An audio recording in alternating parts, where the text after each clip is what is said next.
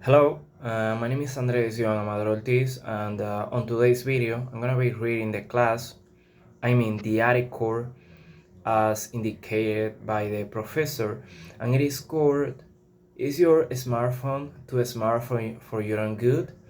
Okay, let's go ahead and get started. Gone are the days when a cell phone just make calls.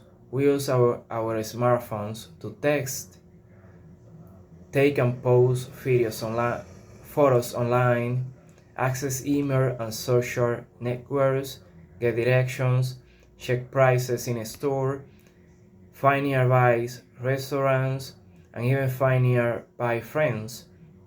However, the risks smartphones pose can be underestimated. The truth is that smartphones are a bit too smart when it comes to gathering and our sharing our personal information, such as location, contacts, messages, photos, and even financial data. Obviously, laws can be passed to protect us against invasions of privacy. But lawmakers simply haven't kept up with changes in technology. Why should anyone be concerned? First of all, smartphone service providers typically save information about who you call, what messages you send, where you are, and much more. They often share this information with third parties, such as marketers who want to know your location, friends, and personal taste. Ask your provider how to opt out of this part of your contract.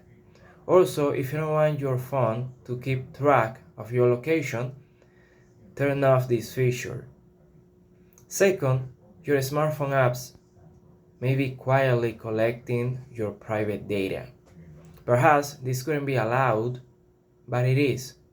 So before you download a new app, read the privacy statement. Private, read the privacy statement.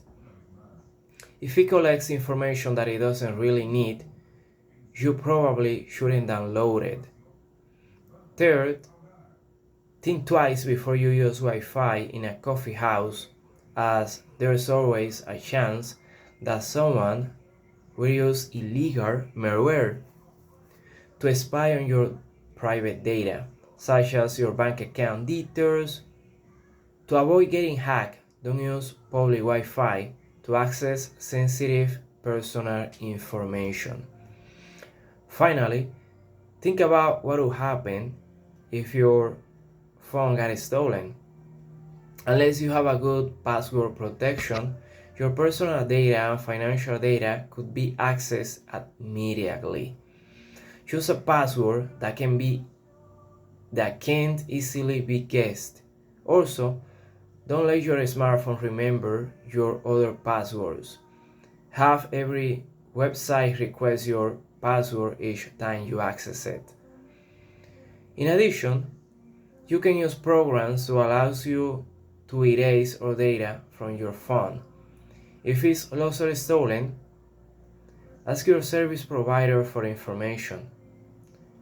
Laws may need to be passed to ensure smartphone privacy, but in the meantime, it is up to you to outsmart your smartphone. Okay, and right now I'm gonna be answering the questions as indicated in the test. The first one says, find the expressions in the article to complete the sentences. The number one, you usually need to type in a password in order to access your email. And the second one, the risks of smartphones are often underestimated. People think they are safer than they actually are. The third one, it is horizon that apps collect information without permission. You should be concerned. And completing the blanks. The number four, the company that you pay for your cell phone service is called your service provider. Sometimes you can opt out of certain parts of your phone contact. You can choose not to accept them. So I'm just reading the complete sentence. The number 6. And many apps know where you are as you move from place to place. They keep track of your location. Number 7. Criminals sometimes use malware or malicious software to access your financial data. Number 8. If you use Wi-Fi in a coffee house, your computer could get hacked.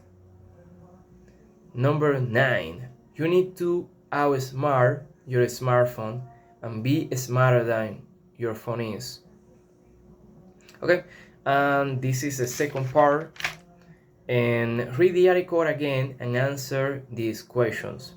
Why are there so few laws against the invasion of privacy through a smartphone? Here's a question. Because lawmakers have not kept up with changes in technology. Number 2.